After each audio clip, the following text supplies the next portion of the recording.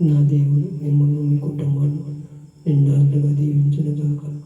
ఈరోజు ఒక వాక్యాన్ని చూసి దేవుని ఎదుట మనం ఎలా ఉన్నారు అనే దాని గురించి కొన్ని తెలుసుకుందాం.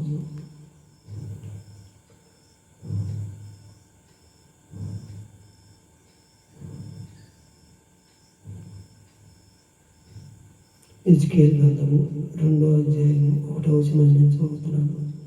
నరపుత్రుడా, నువ్వు చక్కగా నిలబడము అంటున్నాడు. ఇక్కడ నరపుత్రుడా, నువ్వు చక్కగా నిలబడము, నేను నోటికి నీ బోరై ఉంటాను, నువ్వు జరగబోయే వాటినన్నింటినీ తప్పించుకోవటానికి నువ్వు చక్కగా నిలబడము అంటున్నాడు. నిన్ను నన్ను కూడా చక్కగా నిలబడు, చక్కగా నిలబడు, చక్కగా నిలబడు. మనం ఎలా నిలబడుతున్నామో, ఎలా నడుస్తున్నామో దేవుడు అన్నీ చూస్తున్న దేవుడు, ఇనుసున్న దేవుడు, గ్రహింపు చేసుకునే మనసు మనకు దయచేసేవాడు. నరపుత్రుడా, నువ్వు చక్కగా నిలబడు. చక్కగా నిలబడాలంటే మనలో ఉన్న కొన్ని యోగ్యతలు తెలుసుకోవాలి. దావీదు మోషే ఏమంటున్నాడు? అయ్యా, నేను నత్తివాడునయ్యా, నేను మాటామని కలవాడిని కాదయ్యా అని అంటున్నాడు. దేవుడు నిన్ను నన్ను కూడా ఒక ప్రణాళికతో నిలబెడతాడు. ఆ ప్రణాళికను మనం ఎలా చూసే తప్పకుండా పాటిస్తే దేవుళ్ళు ఆశీర్వాదం పొందుకుంటాం. మనం ఆశీర్వాదం పొందుకోవడానికి కారణం ఏంటంటే చక్కగా నిలబడకపోవడం. దేవుని సన్నిధిలో కాలు నిలవదు, ఇంటికాడ కాలు నిలవదు, ఎక్కడ పడితే అక్కడ ప్రయాణాలు, ఏది పడితే చేయటం, ఎలా పడితే అలా తిరగటం, ఎలా పడితే మనకిష్టం వచ్చినట్టు నడుస్తున్నాయి. కానీ దేవుని నడకేంటో అనేదాన్ని మనం కనిపెట్టుకొని ప్రార్థన చేయలేకపోతాం. నువ్వు చక్కగా నిలబడు, నువ్వు చక్కగా నిలబడని మనం దేవుడు హెచ్చరించినా కానీ మనం ప్రార్థ ధోరణిలోనే నడుస్తాం. ఆదరాబెదర నడుస్తాం, ఆదరాబెదర పనులు చేసుకున్నాం, ఆదరాబెదర ప్రార్థన చేయటం ఉండదు, బైబిల్ చదవటం ఉండదు, ఏమీ ఉండదు. మన జీవితాలు ఆశీర్వదించబడమంటే ఎలా దేవుడు ఆశీర్వదించబడుతుంది? మోషేను కూడా ఎన్నుకున్నాడు, నిన్ను నన్ను 40 లక్షల మందిని కనాను నుంచి నడిపించాడు ఆయన.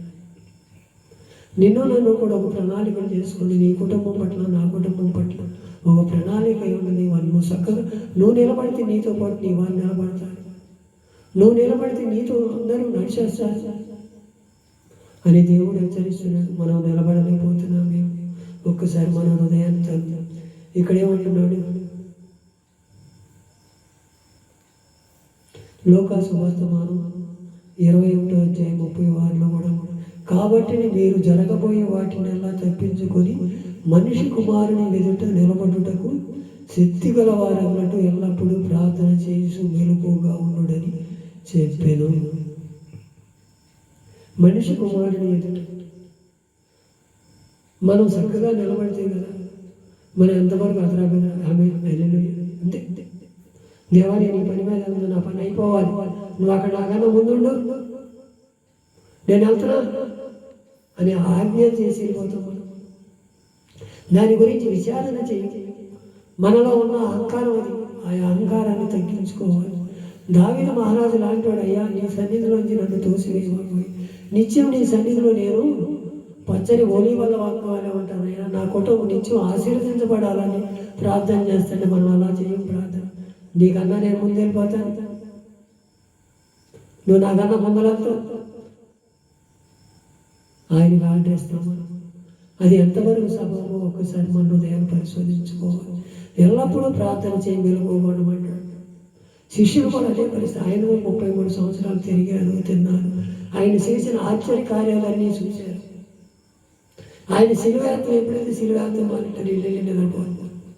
మనం కూడా అదే పరిస్థితి. మన కుటుంబాలు ఎన్ని మేలు చేశాడు.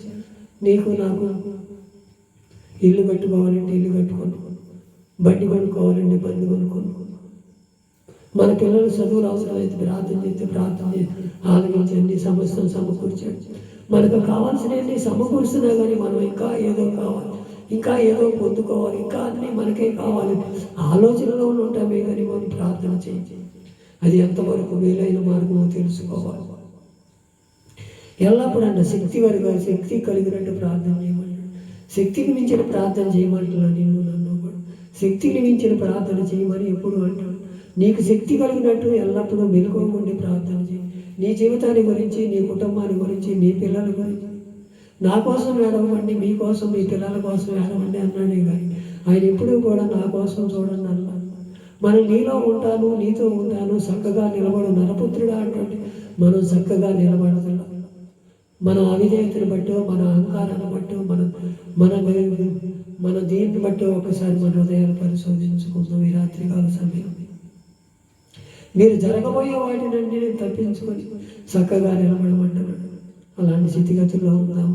అదే ఎజికేల్ గ్రంథం 22:30 కూడా 22:30 కూడా అంటున్నాడు, నేను నీ దేశమును పాడు చేయకుండానట్లు ప్రాకారమును దిట్టపరచుటకు బద్దలైన సందులో నిలుచుటకు తగిన వాడేవాడని నేను ఎంతో విచారించి ఒక్కడైనను కనపడలేదు. మనం దేవుని గురించి ప్రార్థన చేసి, మన కుటుంబాల గురించి ప్రార్థన, బద్దలైన సందుల నుంచి ప్రార్థన చేస్తున్నాడు. చక్కగా నిలబడి నేను నీతో మాట్లాడతానని అంటుంటే మనం అలాంటి స్థితిగతుల్లో ఉంటాం. ఎవరో కూడా దేశం గురించి ప్రార్థన చేయాలి. నాకు నేనే ప్రార్థన, నేనే బాగుపడవాలి, నేను ఇప్పుడే వాళ్ళకన్నా మెరుగైపోవాలి, వాళ్ళకన్నా కోటీశ్వరులు అయిపోవాలి, వాళ్ళకన్నా లక్ష, నాకన్నీ నాకే కావాలని కోరుకుంటమే తప్ప మనం దేవునికి ఏమి ఇచ్చాం? మనం ఏమి మనం హృదయం ఇచ్చాము? మన ఆత్మను ఆయనకు అప్పచెప్పాం. అది లేదు కదా. మనం ఏది కూడా మనం దేవుని సన్నిధిలో కడిపెట్టుకుని ప్రార్థన చేస్తే, నరపుత్రుడా నువ్వు చక్కగా నిలబడు, నేను నీతో చెప్పినవన్నీ నెరవేరుస్తానని ఒక్కసారి మనం ఆయన మాటలు వింటాం, ఆయన కృపకు ప్రార్థనవుతాం. వీటినన్నిటినీ జరగబోయే వాటినన్నిటినీ తప్పించుకొని ఆయన రాజ్యానికి, ఆయన చిత్తానికి మనం అప్పగించుకుంటే, చక్కగా నిలబడితే ఆయన ఎదుట మనం ఎలా నిలబడాలో నిలబడి కొన్ని మాటలు తెలుసుకుని ఆయన బాటలో నడుద్దాం. ఆయన బాటలో ఎల్లప్పుడూ ప్రార్థన చేసి మెలుకోకుండా ఆయన కృపకు ప్రార్థనలు నిత్యం మనతో ఉండి మనలో నడిపించే దేవుడు. ఆయన నిన్ను నన్ను చక్కగా నిలబడమని ఎందుకు చెబుతున్నాడో ఒకసారి ఆలోచన చేసి మన కుటుంబాలు చక్కగా నిలబడి ప్రార్థన చేద్దాం. మన కుటుంబాలు దీవించబడతాయి, మన రక్త సంబంధాలు దీవించబడతారు. మనం అన్నీ సమస్తము ఆయన ఎదుట నిలబడి యోగ్యమైన పాత్రలుగా నిలబడి ఆయన నిత్య రాజ్యానికి వెళ్ళి ఆయన వారసులుగా మనం అందరం చెందబడి కృపను మనకు దయచేయాలని దేవుడు మనల్ని దీవించాలని ఈ ప్రార్థన అంతటని దేవుడు ఆశీర్వదకరంగా మహిమకరంగా జరిగించినందుకు వందనాలు చెల్లించుకుంటూ యేసుక్రీస్తు పుణ్యనామమున ప్రార్థించి వినవించి వేడుకొని సన్నాము తండ్రి. ఆమేన్.